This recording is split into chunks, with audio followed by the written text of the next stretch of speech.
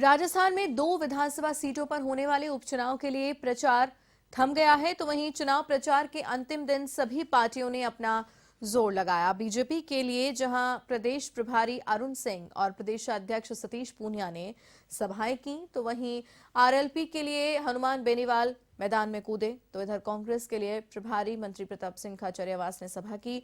भाजपा के लिए प्रचार करते हुए अरुण सिंह ने कहा कि कोरोना काल में केंद्र की मोदी सरकार ने लोगों के आंसू पहुंचने का काम किया। अरुण सिंह ने कहा कि सारे पॉलिटिकल पंडितों के कयास धरे रहेंगे और हिम्मत सिंह झाला की जीत की अंकगणित पक्की है।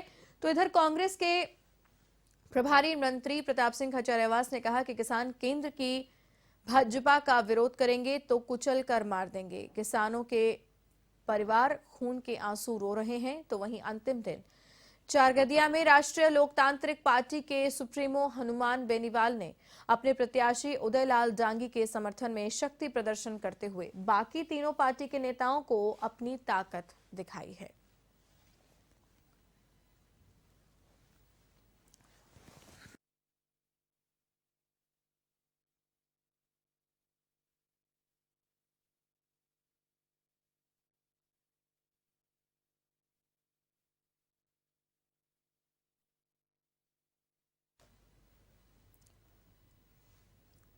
और इसी खबर पर अधिक जानकारी के लिए एवं संवाददाता मनीष चतुर्वेदी फोन लाइन पर जुड़ रहे हमारे साथ। जी मनीष, बताएं। जी, भारतीय प्रदेश के अंदर 2 सीटों पे विधानसभा उपचुनाव होने का जा रहा है और 30 अक्टूबर को चुनाव होगा। वल्लभनगर और दरियावाद विधानसभा सीट के ऊपर उपचुनाव जो है ये होगा। इसके लिए इस बार जो साइलेंस पीरियड है इसको बढ़ाया गया है। हमेशा 48 घंटे का साइलेंस पीरियड होता है। चुनाव जो प्रचार थमता है 48 घंटे पहले थमता है, लेकिन इस बार 72 घंटे पहले ही चुनाव प्रचार थम गया है और कोरोना की गाइडलाइन का इसमें हवाला दिया गया है। कोरोना के चलते साइलेंस पीरियड बढ़ाया गया है। कल शाम को 6 बजे चुनाव प्रचार थम गया और इसके बाद में अब जो प्रचार प्रसार है तो वो 5 से ज्यादा जो व्यक्ति हैं वो जाके घर घर जनसंपर्क कर सकते हैं। तो अब जो प्रचार प्रसार पूरी तरीके से बैन हो चुका है। और वहीं हम बात करें तो कल पूरे दिन ये दिखाई दे रहा था कि जो तीनों पार्टियां हैं, मुख्य दल है, कांग्रेस है, भाजपा है, आरएलपी है, तो इनके जो मुख्य जो नेता है, बड़े स्टार नेता हैं, तो मैदान के अंदर थे और लगातार प्रचार प्रसार कर रहे थे। प्रताप सिंह खाचरियावास ने बिल्कुल निशाना साधा और ये कहा कि जो किसानों को पर जो अत्याचार हो रहा है तो केंद्र सरकार जो है इस पे बिल्कुल ध्यान नहीं दे रही। तो ऐसे में केंद्र सरकार के ऊपर उन्होंने तीखा हमला किया।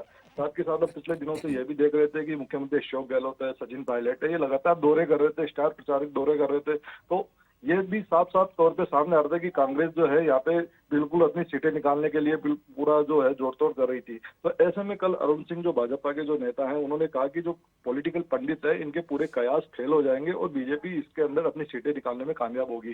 तो यहाँ पे बिल्कुल चाहे बात बीजेपी की हो, चाहे कांग्रेस की हो, चाहे आरएलपी की हो, तीनों ही पार्टियां अपना दमखम लगा रही है क्योंकि ये 2 सीटें हैं, ये तय करेगी कि आगामी जो चुनाव है, राजस्थान की जो दिशा है वो क्या होगी। तो ये 2 सीटें हैं, तो इनके ऊपर 30 अक्टूबर को चुनाव होगा। इस चुनाव के अंदर एक नई बात यह भी है कि टाइमिंग यहाँ पे चुनाव का बढ़ा दिया गया है। सुबह 7 बजे से शाम को 6 बजे तक ये चुनाव होगा। जी मनीष, इसके अलावा ये भी बताएं कि जो भी स्टार प्रचारक हैं अलग अलग पार्टियों के, वो कौन से बड़े मुद्दों को भुनाते हुए नजर आए जिनके आधार पर उन्होंने वोट मांगे हैं।